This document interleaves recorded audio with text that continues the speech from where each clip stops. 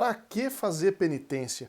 O que significa a palavra penitência? Qual a importância dela e que penitência nós podemos escolher para nós, que se aplicam para nós, que podem nos ajudar? Sobretudo durante essa quaresma de São Miguel que começa na segunda-feira, dia 15 de agosto. Muito bom dia, meu nome é Daniel Martins, essa é a nossa conversa de hoje no canal dos Santos Anjos.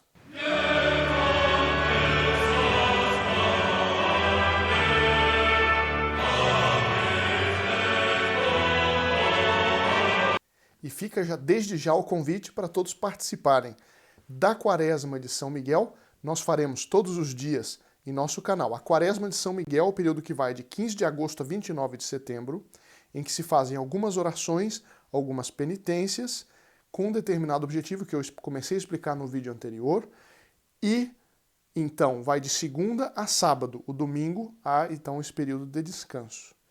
Então são 40 dias, do dia 15 de agosto a 29 de setembro, e eu lembro que no dia 29 de setembro, seu nome e suas intenções, todos aqueles que são membros do Grupo Apóstolo dos Santos Anjos, serão levadas para o Santuário de São Miguel, na festa dele, o principal santuário de São Miguel, no Monte Gargano. Então se você já faz parte do Grupo Apóstolo dos Santos Anjos, seu nome estará lá, suas intenções serão levadas para lá, e aqueles que ainda não são e gostariam de fazer parte dessa família de almas que querem fazer sua parte para expandir esse apostolado, veja então o primeiro link na descrição do vídeo.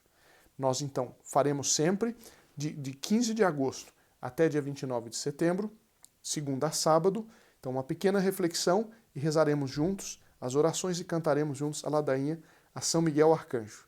Agora, disse, que na Quaresma de São Miguel sempre se escolhe pelo menos uma penitência para se fazer durante esses dias. Agora, o que é penitência? Qual a importância da penitência? Penitência é uma palavra que vem do latim, que significa arrependimento, e que é um sinal exterior do arrependimento que nós temos dentro da alma. E é uma espécie de refazer aquilo que pelo pecado nós destruímos.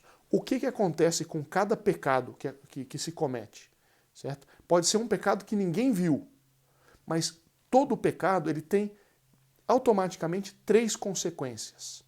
A primeira é que, a mais importante, é que ela ofende a majestade de Deus, que é perfeitíssimo, que criou o mundo, criou uma certa ordem e que nos dá graça, sempre nos dá força suficiente para a gente dizer não ao pecado.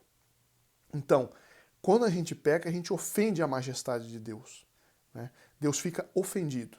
Em segundo lugar, nós ferimos uma certa ordem interna na nossa alma.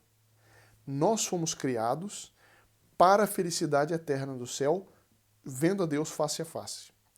Acontece que para fazer isso nós temos que estar de acordo com Deus, de acordo com a ordem que Ele estabeleceu. Por isso que existem os 10 mandamentos. Os 10 mandamentos não são uma coisa num dia que, por assim dizer, Deus, nosso Senhor, não estava bem-humorado, e então decidiu dar umas proibições. Não é isso.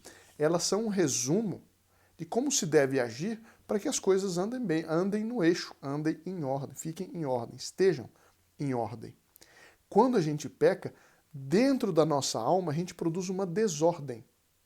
E cada pecado, ele cria uma tendência e uma fome maior ainda de desordem e de pecado. Então, o pecado não é assim, eu pequei, confessei, depois eu peco de novo, confesso. Não é assim. Cada pecado deixa em nós uma tendência maior para desordem, para pecado. Então, o pecado deixa ali em nós aquela marca. E uma terceira consequência do pecado é que essa desordem, querendo ou não, acaba refletindo no ambiente em torno de nós. Na nossa família, no nosso trabalho, etc. Por exemplo, a mentira.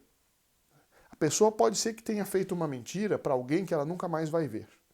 Mas se ela mente, primeiro ela ofende a Deus, que é a suma verdade. Eu sou o caminho, a verdade e a vida.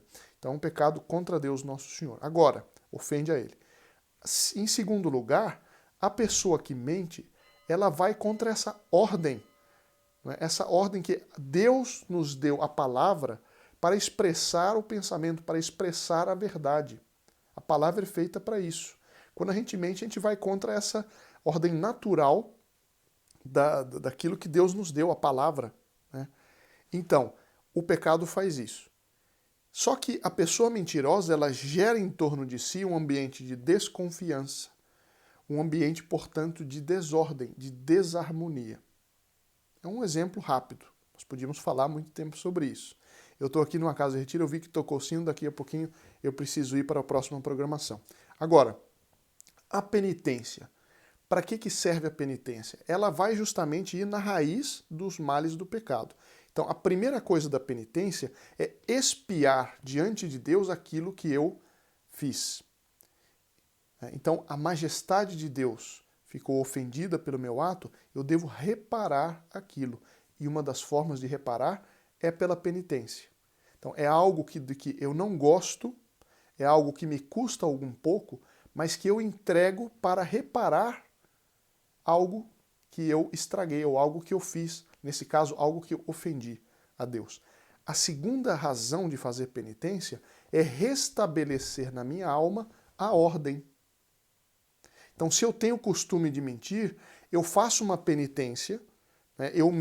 Eu vou explicar daqui a pouco que tipo de penitência. Eu posso fazer por exemplo, sempre tomar, se eu gosto de tomar café com açúcar, eu passo a tomar durante um tempo café sem açúcar.